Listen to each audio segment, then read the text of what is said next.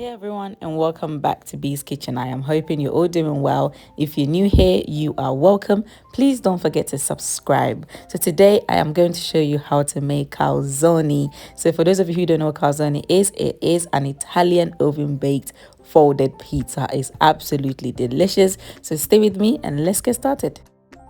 For the calzone recipe, I am going to use the following ingredients. I'll start by going through the ingredients which I will need to make my pita dough.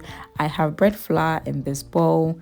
I have sugar, yeast, olive oil, and finally salt. I will also be making tomato-based pita sauce, and for that I'll be using anchovies, minced garlic, freshly chopped basil, finely chopped chilies, Italian seasoning, olive oil, and finally passata sauce. You can also use tin chopped tomatoes. For my fillings, I'll be using mozzarella cheese. I have Tapas meat selection, and finally salami. As always, all ingredients including measurements will be in the description box below. I'm going to start by making my tomato pita sauce, and to a pan I'm just going to add a little bit of olive oil and allow the oil to come to heat. Once the oil is hot, I'm going to add 1 anchovy to the olive oil. I will break this up and allow the anchovy and the olive oil to infuse with one another. Try not to add too much of the anchovies to your pita sauce because anchovy is very salty and you don't want to end up with salty pita sauce. Also, I decided to use anchovy in my pita sauce because it just elevates the taste to a whole new level. I'm now going to add the minced garlic and I'll simmer for 1 minute. Next, I will add the fresh chopped basil and I'll simmer that for 1 minute as well. If you don't have fresh basil, you can certainly use dried basil. It works the same way. And then finally, I will add the chopped chilies and I'll simmer that for 1 minute as well. And I'm doing the simmering on low to medium heat.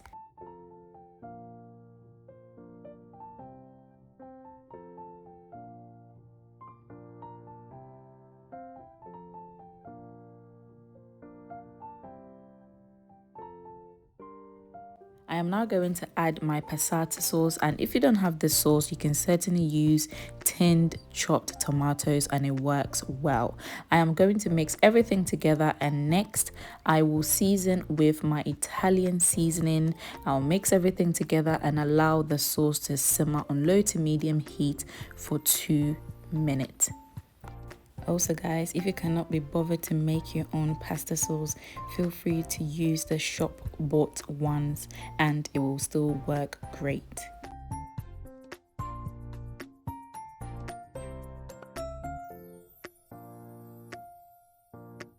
And 2 minutes later, the sauce is ready and it smells really good. I'm going to turn off my cooker, set the sauce aside and allow it to cool down completely. Now time to make the pita dough, and I'll be using a stand mixer for this step. I'm going to firstly begin by mixing all the dry ingredients. So I have the bread flour, sugar, salt, and finally the yeast. Next, I'll mix everything together well.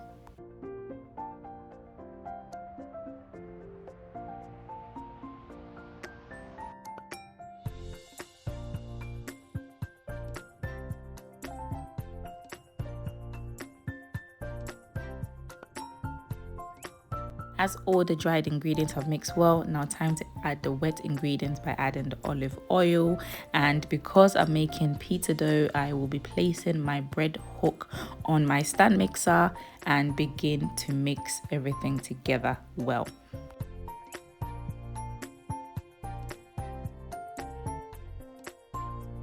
Now time to add the second wet ingredient, and that is lukewarm water.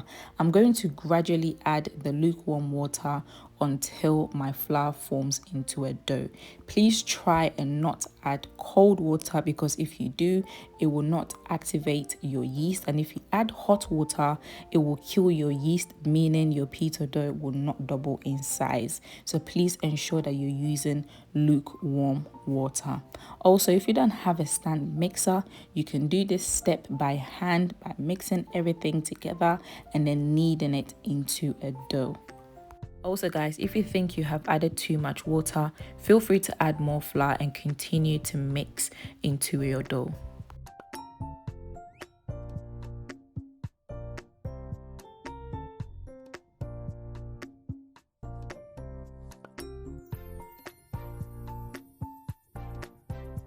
So as you can see, the flour has formed into a beautiful pita dough, and I'm very happy with the consistency. What I'm going to do now is I'm going to remove the dough from my mixing bowl, and I'll place this on a clean surface.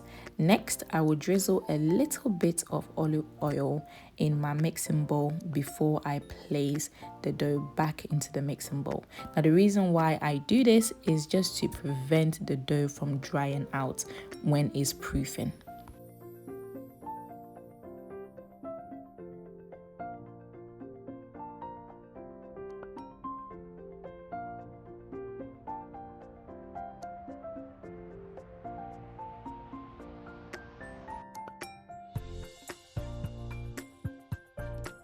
I am now going to cover the dough with cling film and kitchen cloth, and this will prevent the dough from drying out or getting cracked whilst it's proofing.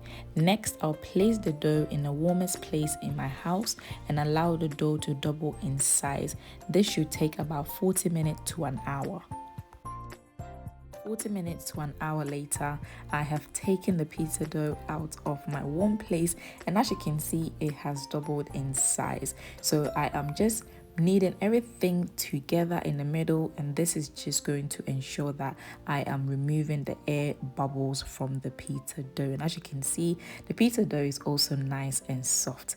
Now before I roll out my pita dough, what I'm going to do is I'm going to just sprinkle a little bit of the bread flour, and also I will add some semolina cores to the bread flour on my clean counter. The reason why I am doing this is because once I am rolling out the pita dough, it's not going to stick to my counter, and it's also not going to stick to my rolling pin. So please ensure that you have this on your rolling pin and also your counter. Next, I'm going to remove the pita dough from my mixing bowl, and I'm just going to knead it together into a nice round ball, and I will cut this into two. Using a sharp knife, I'm going to cut the dough into two. I will place one half back into the mixing bowl whilst I work on the other half. So this half, what I'm going to do now is I'm just going to roll the dough flat into a round shape. I'm going to try and roll it into a round shape as much as I can, almost like into a pita shape. That's the shape that I'm going for. So just roll out your pita dough into a round shape as much as you can.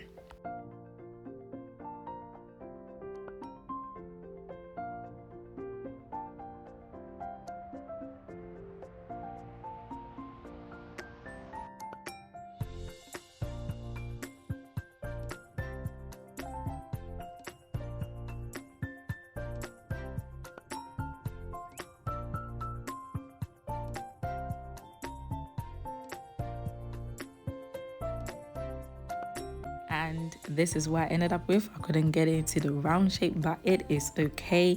It has spread enough, so that is fine. I'm now going to add my pita sauce onto the dough, and I'm just going to spread this around. Now when you're adding your pita sauce, try not to get it to the edges of the pita dough, because once you fold it over, you don't want your pita sauce to be spilling out when it is baking in the oven.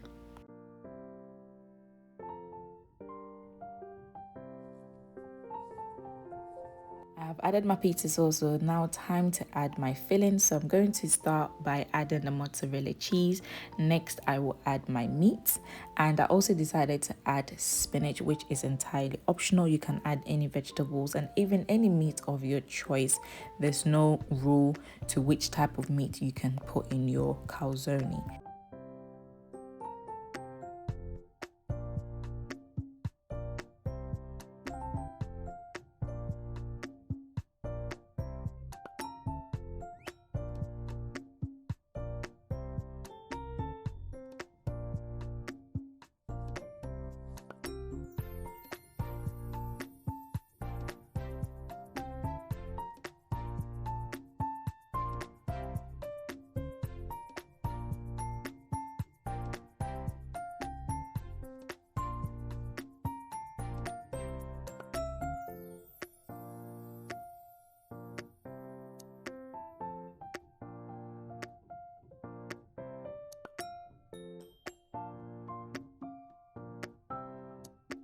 Once you have added all your fillings, just fold over and then seal. Now to seal, the technique I'm using is I am literally just pulling and tucking, pulling and tucking, pulling and tucking. And I will do this just to ensure that once the calzone goes in the oven to bake, there's no spillage of the pita sauce coming out. So just ensure that you are tucking the excess pita dough very, very well.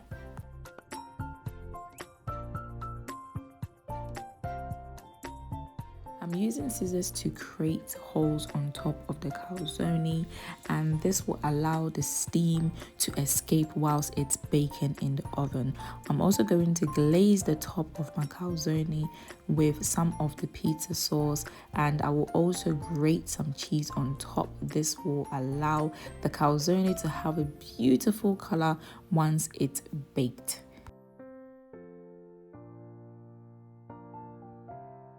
And as you can see, the calzone is ready to be baked. So what I'm going to do is I'm just going to remove it and place it in my pizza tray. I will set this aside and I will repeat the same steps for the second pita dough.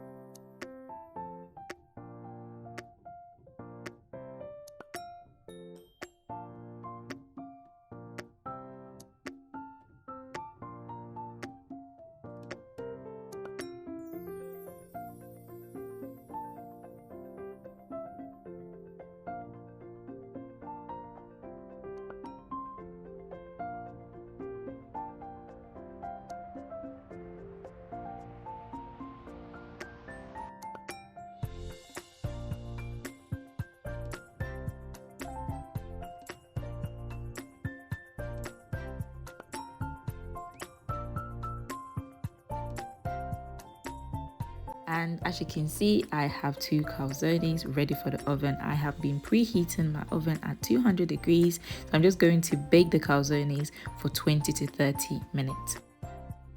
And 20 to 30 minutes later, look at this beautiful calzone. Oh my goodness, it looks so good. And just look at the top as well. Look at the beautiful golden color that it has on the top. Because it's very, very hot and I wanted to show you guys how the inside looks, I'm just going to cut it, but I couldn't even hold the calzone because it was so hot. I couldn't even hold it to cut it, but I'm just using a sharp knife and I'm going to cut it into 2 and I will show you what the inside looks like. And guys, are you ready to see the inside of this beautiful calzone? Oh my goodness, look at all the meat and the cheese is coming out. As always, thank you so much for joining me. Please don't forget to like this video, share this video, comment below, subscribe to this channel if you have not already done so, and click that notification bell which will notify you whenever I post delicious recipes like this. Enjoy your calzone and I'll see you next time. Bye.